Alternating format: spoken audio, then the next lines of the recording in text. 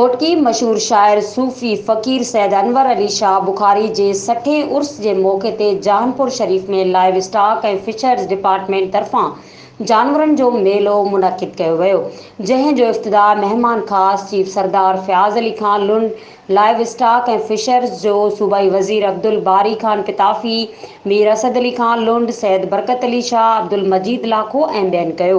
हुन मौक़े ते ॻाल्हाईंदे चीफ सरदार फ़याज़ अली ख़ान लुंड चयो त लाइव स्टॉक ऐं फिशर्स डिपार्टमेंट में बहितरी ॾिसण में आई आहे।